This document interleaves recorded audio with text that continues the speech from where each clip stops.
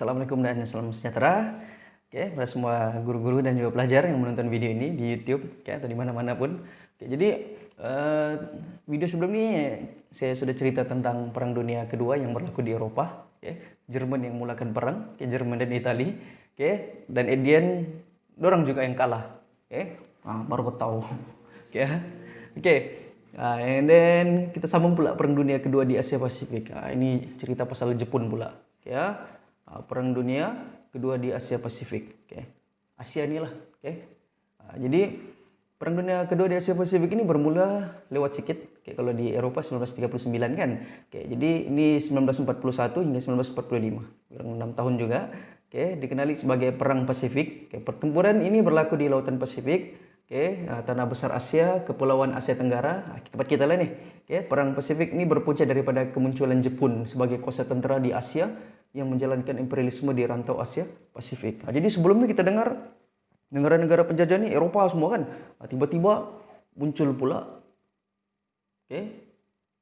Jepun, di depan orang panggil apa? Nippon, Japan, in English. Jadi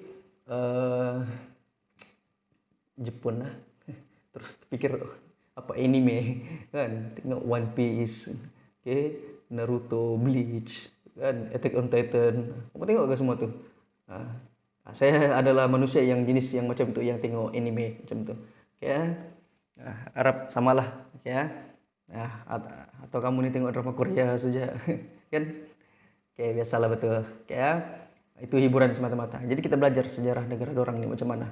Jadi Jepun muncul sebagai kuasa imperialis, kuasa penjajah. Jadi perluasan kuasa Jepun berlaku apabila pembaharuan Meiji membawa kepada permodernan Jepun. Ini Maharaja Meiji, Mikado Meiji ini diubah sistem politik tadbiran Jepun. Kalau macam di Jerman dengan Italia tadi, dorang ubah sistem politik kan, fasis dengan Nazi kan. Tapi kalau di Jepun dorang buat pembaharuan Meiji oleh dia punya pemimpinnya, itu Mikado Meiji. Jadi Jepun tukar jadi zaman moden. Kalau kamu tengok zaman pembaharuan nih, daripada zaman samurai nih kepada zaman ketenteraan nih yang moden nih. Kalau kamu tengok film Samurai X, Samurai X, pasal apa? Samurai bergaduh dengan tentera tu kan. Itu zaman tu. Jadi bila zaman samurai sudah habis, pelan-pelan mau dihapuskan oleh kerajaan, samurai ini cuba memberontak lah. Jadi itu zaman tu. And then Jepun maju sebagai sebuah negara industri, maju macam-macam produk orang buat, dari ketenteraan pun orang maju. Jadi mereka ni sama level sudah dengan Britain, France, Jerman. Orang pun kuat juga, walaupun orangnya kecil-kecil juga, pendek-pendek tagap, sepet-sepet. Tapi dari segi teknologi mereka setaraf dengan Eropa. Sampai sekarang lah, tengoklah teknologi sekarang, tengok teknologi sekarang, kan mampu kan Jepun mampu bersaing dengan negara Eropa. Kereta-kereta mereka, macam Toyota, Suzuki, Honda mampu melawan dengan BMW kan, Mercedes Jerman, mampu melawan dengan Italia kan, Ferrari dorang. Jadi memang Jepun lah, memang majulah dari dulu. Jadi demi memenuhi keperluan ekonomi dan ketenteraan, serta perkembangan politik dalam negara, Jepun melaksanakan dasar perluasan kuasa. Jepun ni teknologi maju tapi dorang punya bahan mentah kurang. Dorang tiada balak makan dan minyak yang banyak macam kita ni, arang batu yang banyak macam kita ni. Jadi mereka perlu menjajah negara-negara lain. Sama lah macam Eropa. Dorang ambil biji timah kita, arang batu kita, emas, petroleum kita. Jadi Jepun pun mau jadi macam tu juga. Sama macam negara Eropa. Sebab keperluan terhadap ekonomi dan industri mereka. Jadi bagaimana dasar perluasan Jepun, kuasa Jepun ni? Jadi perluasan kuasa Jepun berkait dengan keperluan perindustrian. Dorang perlukan apa? Biji timah, arang batu, mereka perlukan getah. Jadi pengaruh golongan tentera dan mewujudkan orde baru di Asia. Jadi ada 3 sub lah, industri, pengaruh tentera, dan juga orde baru di Asia. Jadi apa ketiga benda ni? Pertama, keperluan keindustrian. Pada akhir abad ke-19, Jepun sebagai sebuah kuasa industri berusaha mengurangkan pergantungan kepada negara barat untuk mendapatkan bahan mentah. Sebelumnya orang beli dari barat, barat ambil dari Asia Tenggara, dari Asia, lepas itu jual kepada Jepun balik. Jadi Jepun memerlukan wilayah yang dapat membekalkan bahan mentah dan menjadi kawasan pasaran bagi mengembangkan lagi perindustrian. Dorang perlukan bahan mentah. Dorang hasilkan barang, produk-produk, dorang jual balik kepada negara-negara yang dijajah tuh. Dorang contoh lah macam kalau zaman modern sekarang kan, kamu tahu jenama Kao, apa tuh Shokubutsu apa semua tuh, syarikat Kao tuh kan, KEO tuh kan, dong tuh penghasil barang-barang macam sabun tuh, produk-produk sabun tuh. Produk sabun nih dia diperbuat daripada minyak sawit, jadi dorang beli minyak sawit daripada Malaysia, dorang hasilkan sabun, dorang jual balik kepada Malaysia. Jadi lebih kurang begitulah. Jadi dorang perlukan bahan mentah, perlukan pasaran. Dorang cuma tinggal buat saja. Tapi zaman dahulu, untuk dapatkan bahan mentah dan pasaran ini, mereka perlu menjajah. Bukan macam sekarang kan, beli saja. Kalau dulu dorang kena menjajah. Kalau tidak, dorang tidak dapat. Jadi dorang mau ambil bahan mentah dari tanah Melayu kan, dari Sabah Sarawak semua, Indonesia nih, Asia Tenggara nih. Asia Tenggara dikuasai oleh siapa? British dan Belanda. Filipina pula, Spanyol dan Amerika. Jadi Jepun tiada peluang. Dorang terpaksa beli. Jadi caranya satu saja, berperanglah untuk dapatkan tanah jajahan. Gitu keperluan perindustrian. Pengaruh golongan tentera. Jadi pada awal-awal, pada abad ke-20, Jepun mempunyai angkatan tentera paling moden di Asia, paling canggih. Orang punya jet tuh, Zero Fighter. Jepun semakin progresif apabila golongan tentera menguasai politik pada tahun 1932. Golongan tentera yang kontrol politik negara. Jadi golongan tentera berpendapat bahwa masalah ekonomi Jepun boleh diselesaikan menerusi penaklukan kawasan yang kaya dengan bahan mentah dan boleh menjadi kawasan pasaran. Kita lah, negara kita salah satunya. Itu caranya untuk memulihkan ekonomi Jepun. Jadi pada Oktober 1941, Jenderal Hideki Tojo menjadi Perdana Menteri Jepun dan mengheret Jepun ke kancah peperangan. Jadi untuk selamatkan ekonomi kita, itu caranya. Barat pun menyekat ekonomi Jepun. Jadi mereka kena juga menjajah dan berperang. And then Orde Baru Asia, ini pemikiran ni lah. Orde Baru ni maksudnya rancangan Jepun untuk menyingkirkan kuasa imperialis Barat di Asia dan menganjurkan perkongsian kuasa serta kekayaan yang lebih adil di kalangan negara Asia. Jadi maksudnya dia mau halau orang Asia untuk Asia. Orang Barat nih, kamu semua belah dari Asia Tenggara nih. Kami geng-geng Asia nih, kami mau bersatu, kami mau berkongsi kuasa, kami mau kongsi kekayaan. Kami tidak mau kekayaan Asia ini diambil oleh orang-orang Barat. Kita nih di bahagian timur nih, kita-kita saja. Itu maksudnya lah lebih kurang bahasa mudanya Orde Asia nih. Maksudnya Jepun mau jadi Taiko di Asia Tenggara nih. Bukan saja Asia Tenggara, seluruh Asia nih. Dia mau tendang sama orang-orang British, Prancis, Amerika, Spanyol nih, Belanda, balik ke Eropa sana semuanya. Cukuplah beratus tahun menjajah Asia nih. And then seterusnya sekatan ekonomi terhadap Jepun. Setelah menguasai Korea, Manchuria dan China, Jepun menguasai kawasan strategik di Laut China Selatan termasuk Pulau Hainan dan Indochina. Jepun pertama jajah Korea. Ini pun ada film Perang Jepun Korea nih, ada filmnya. Ada film Korea tuh, cikgu lupa sudah apa tajuknya. Pasal Jepun menjajah Korea. And then film My Way, cari My Way, jalanku. Itu pun cerita pasal Perang Jepun Korea.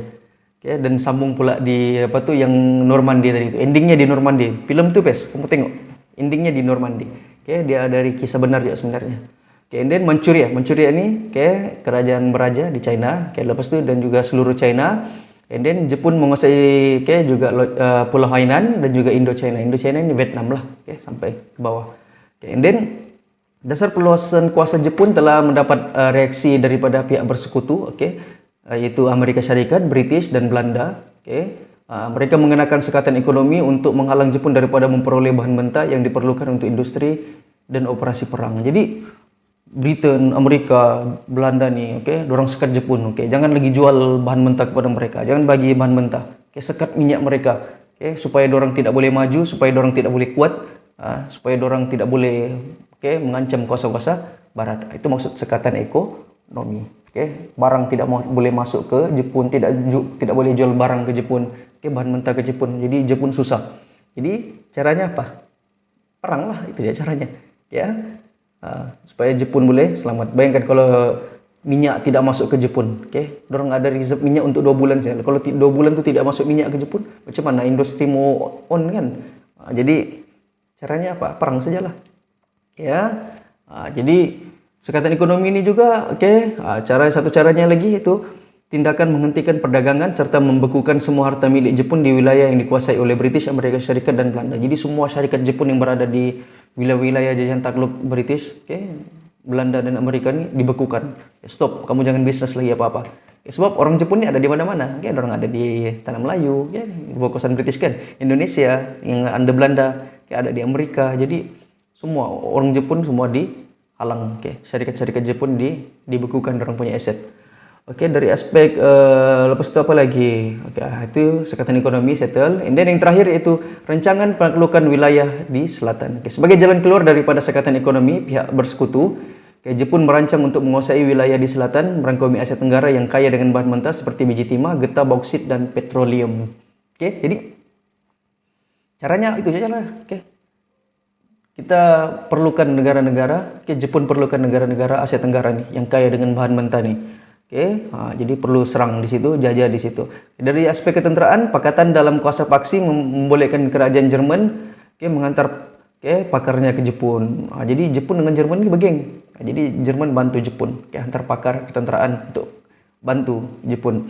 Jadi pakar ini dihantar untuk mengkaji serangan terhadap wilayah selatan dan membantu perkembangan industri pembuatan kapal terbang Jepun, to Zero Fighter. Jadi Jerman dengan Jepun berkongsi teknologi, berkongsi kepakaran untuk sama-sama untuk mengalahkan Britain, Amerika, Belanda, Prancis tuh.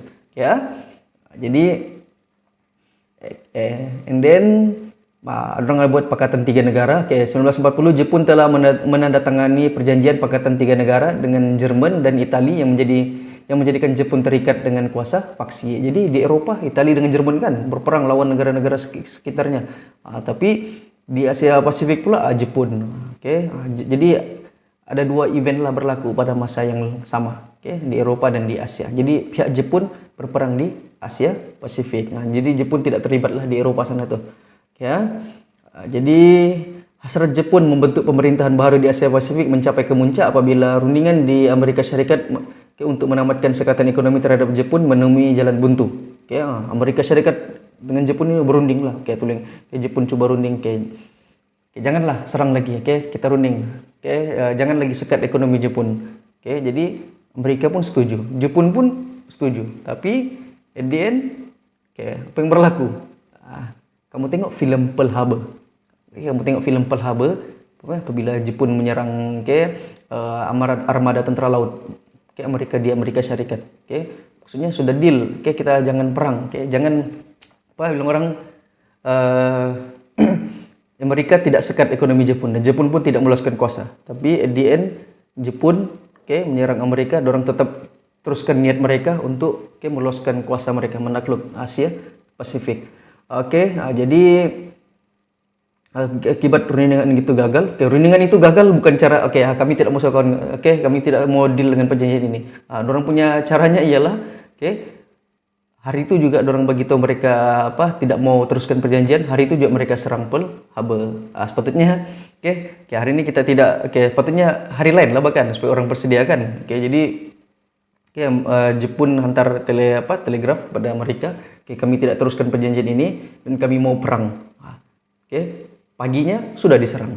Pada waktu yang singkat saja. Jadi Amerika tidak bersedialah untuk diserang. Jadi memang taktik yang kotor juga dari Jepun sebenarnya. Sepatutnya kalau mau perang biar dua-dua ready lah kan. Tapi Jepun ambil langkah tuh, supaya mereka dapat kasih kalah tentara Amerika di Pulau Hawaii. Jadi Jepun